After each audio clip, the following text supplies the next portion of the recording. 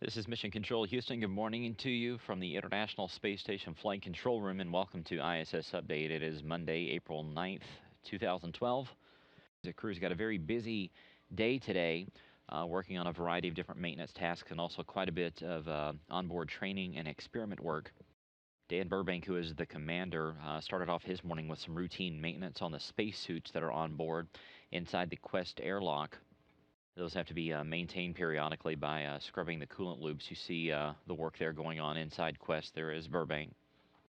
He's also going to be unstowing some materials today for the combustion integrated rack. This is one of the onboard facilities that the crew performs different experiments on. It deals with exactly what it sounds like, different types of combustion elements. It has an optics bench inside, a combustion chamber, which you see is the large part there in the middle. It's got fuel and oxidizer controls and 5 different cameras, so the crew and the ground teams can watch what the crew does. It can also perform experiments in either high or low pressure, so they can simulate a vacuum or take it up to 3 times an atmosphere of what you would find here on Earth. Anton Shkaplerov also busy today taking some measurements inside the Zvezda service module. He's making sure that there are no contaminants or anything untoward there inside the Russian segment. This is typical that the crew does every few weeks or so. He's also working on what's called the Kulanovsky crystal experiment. It looks at how crystals form in space. It could lead to better designs for solar arrays on future spacecraft by improving the current that is distributed from those solar arrays into the spacecraft itself. Shkaplerov also working on stowing some items in the Progress 46, which is currently docked with the Piers docking compartment. That is one of the cargo crafts that visit the International Space Station. You see the Progress back there on the Russian segment. This is the current layout of the station with the Soyuz 28 or TMA 22 up there on top. That is the Poisk module that is on the space-facing side of the Russian segment. The Soyuz 29 or TMA 03M is down there on Rosvet, which is close to the Zarya module. And then the newly arrived ATV-3, the large European Space Agency cargo craft back there on the Zvezda service module as well. But that Progress 46 is getting close to its final few days on board the International Space Station. It is going to be undocked coming up on April 19th, so the crew is getting everything set for that.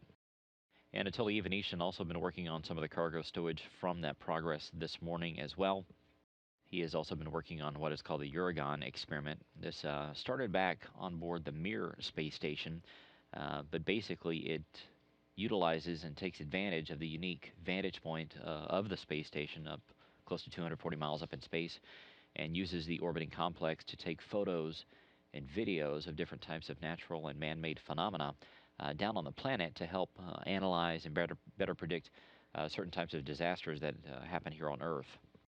Ivanishin, as well as Oleg Kononenko, also working on what's called the Toro, which is the telerobotically operated rendezvous system.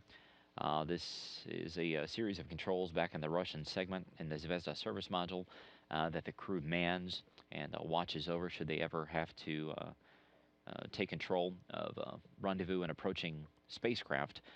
But this is all being done in advance of the Progress 46, which, as we mentioned, is going to back away from the station and undock on April 19th. So they're going to be checking out that Toru system today.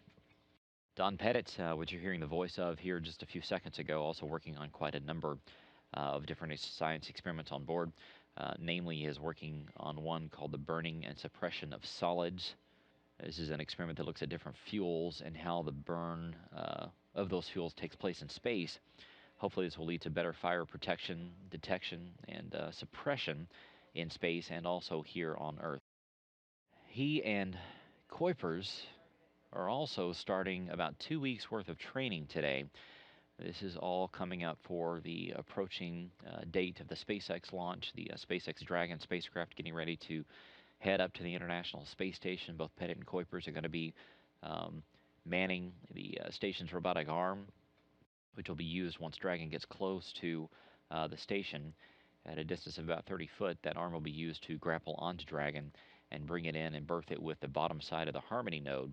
So today, Pettit and Kuipers are starting about 2 weeks worth of training, getting ready for all the different onboard activities that they will do as that mission draws near. They're also having a meeting today with flight controllers here in Houston to take a look at what's ahead for them over the next couple of weeks.